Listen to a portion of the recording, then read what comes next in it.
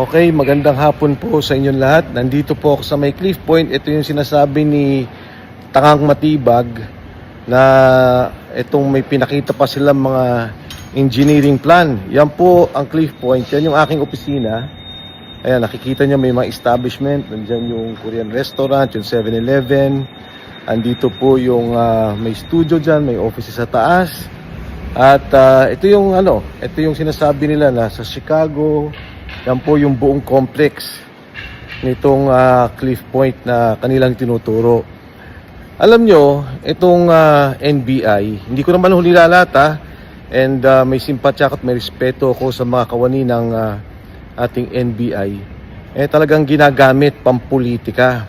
Itong sinasabi nila na meron daw akong kinalaman dito sa human trafficking.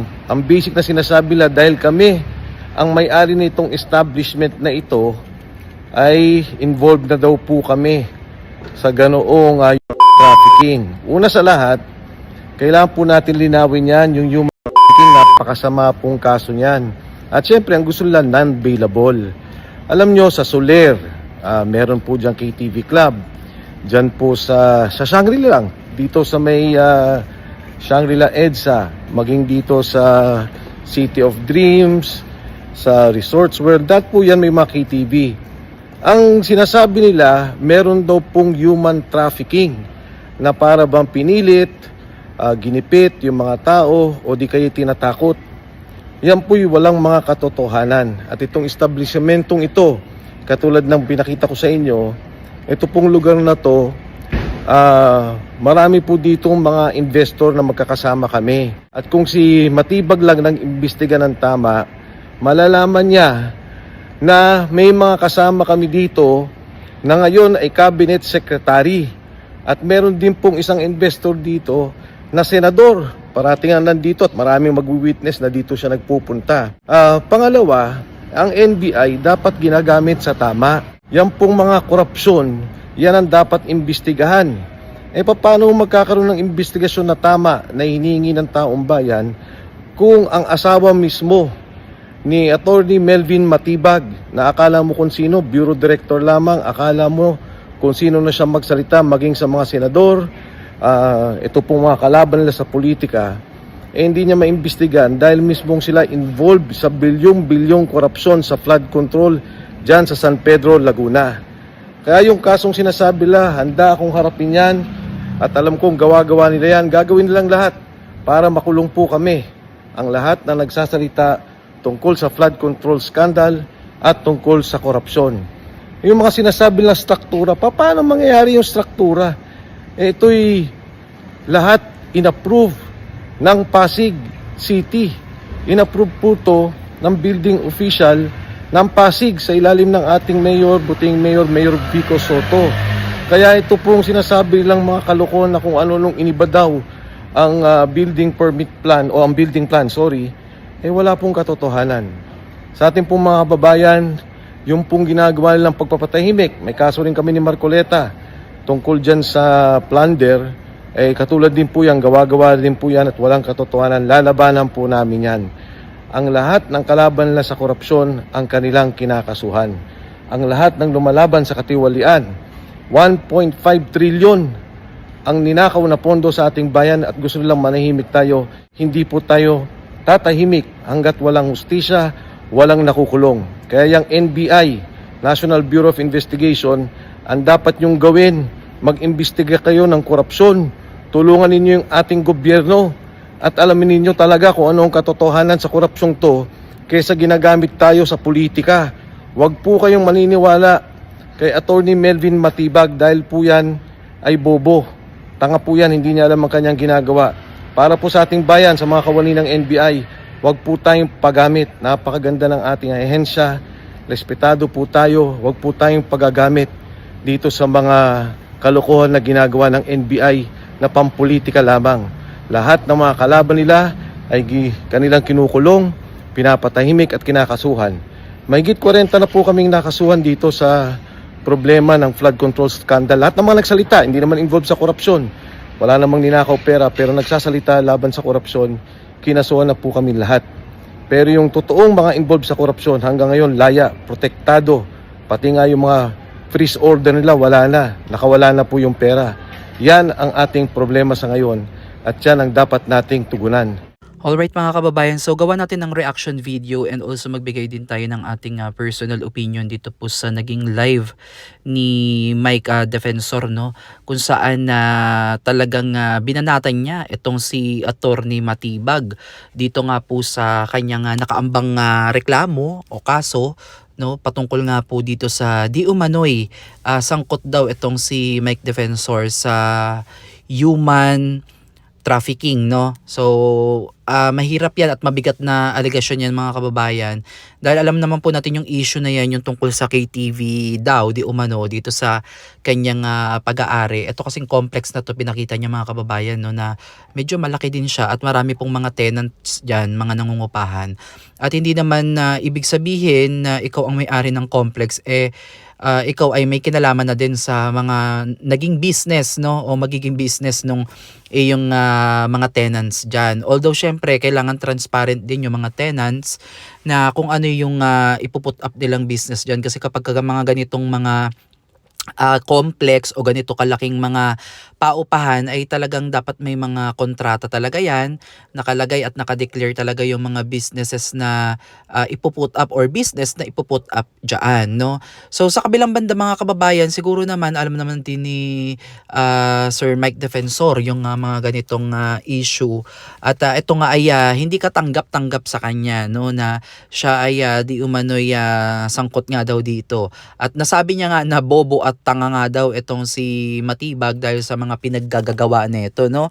At wag daw paniwalaan itong mga lumalabas sa bibig ni Matibag. Alam naman natin mga kababayan, no, na napakarami ng issue ang kinaharap ngayon ng NBI director na yan na si Matibag, at halos lahat nga ng kumakalaban at yung humaharap at tumitindig, no, sa usapin ng korupsyon ay tila, no, kinakasuhan, at ito ay galing na mismo kay Mike Defensor, na 40 if I'm not mistaken, no, mahigit 40 na ata silang nakasuhan, kasama nga dyan si Marcoleta, si Senator Marcoleta mga kababayan, na may kasong plunder, pero hindi natin alam kung kailan ba isa-serve yung warrant of arrest. Pero may mga nagsasabi daw, sabi ni John Vic ata doon sa nakikita natin sa social media, ito ay hindi ko pa nabe-verify mga kababayan, ito ay hindi kasi natin alam kung ano yung mga lumalabas ngayon sa social media, kaya maging maingat tayo sa ating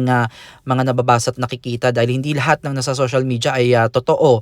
Okay, so wala pa daw warrant daw kay Senator Marcoleta, no, at syempre kung magkataon yan, talagang malaking kaguluhan talaga yan sa ating bansa, at alam naman po natin yung kinabibilangan ni Senator Marcoleta ay hangad din, no, yung kanyang relihiyon bilang Iglesia ni Cristo ay talagang nais lang nila na mapanagot talaga yung tunay na nagkasala at tunay na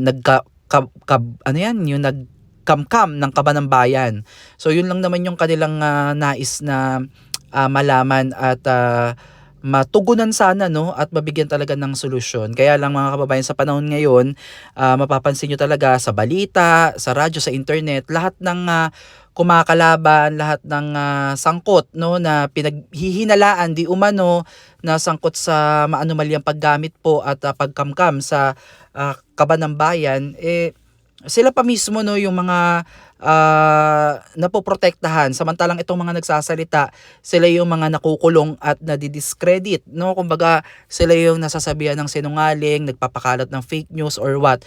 So yung mga pinangalanan, like for example itong 18 ex-Marines na nag-drop ng name, no, sila ay under oath. So anytime soon kung sila ay mapatunayan na nagkasala o nagsinungaling, no, sila ay maaaring mapanagot sa mata ng batas. Kaya nga nakakalungkot mga kababayan, dahil nahinto na naman yung investigasyon dito sa Blue Ribbon Committee, at bilang observer bilang ordinaryong mamamayang Pilipino na nanonood at nakaabang sa mga balita, sa social media, sa TV.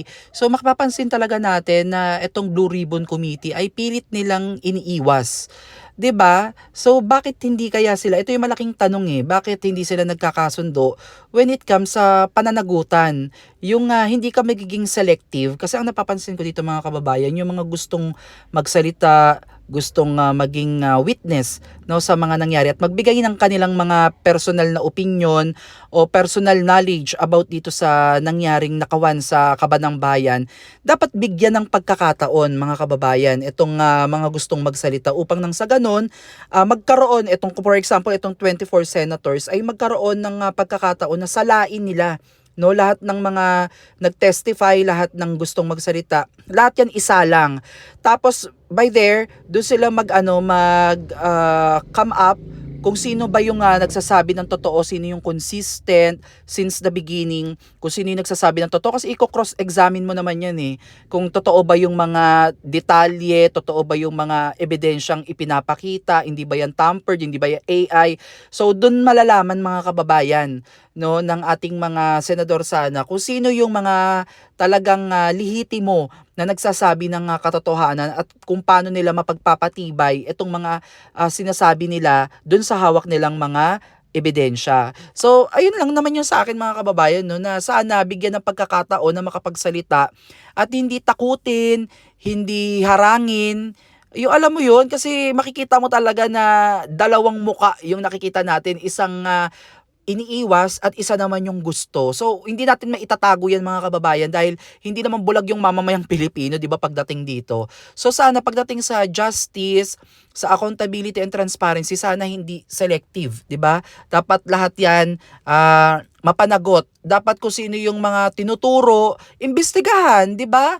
So, wag tayong tumigil mga kababayan no na patuloy tayong makialam dahil pera natin 'yan no. Tayo ang nagbabayad ng buwis, dugot pawis natin mga kababayan. Kawawa yung mga ordinaryong Pilipino kasi tayo yung nakakaranas talaga nung hirap no, yung epekto ng malalang korupsyon dito sa ating bansa. Kasi yung mga middle class, yung mayayaman, hindi naman nila ramdam yan kasi afford nila yan. Pero tayong mga ordinaryong Pilipino na kinakailangan talaga natin pumasok sa trabaho, kailangan natin makipagsapalaran, tayo yung nakakaranas niyan, tayong mga nasa yung normal na namumuhay. Kaya talagang tama yung sinabi ni Mike Defensor na dapat itong NBI bilang kasanggasanan ng mamamayang Pilipino sana manatiling neutral no at wag magamit sa pamumulitika dahil kawawa talaga ang Pilipino kawawa yung mga humihingi talaga ng tunay na hustisya, tunay na pagbabago at tunay na proteksyon no. Kaya sana sa mga nakakapanood no, hindi naman natin nilalahat dahil may mga matitino pa rin naman talaga na nagtatrabaho sa NBI at talagang nirerespeto pa rin naman natin yan. Kaya lang syempre sa isang pagkakamali ng iilan ay nadadamay no yung buong institusyon at yung mga kasamahan. Kaya sana ay hindi pa huli ang lahat no na maging maayos yung sistema ng ating gobyerno. Maraming salamat sa inyong lahat.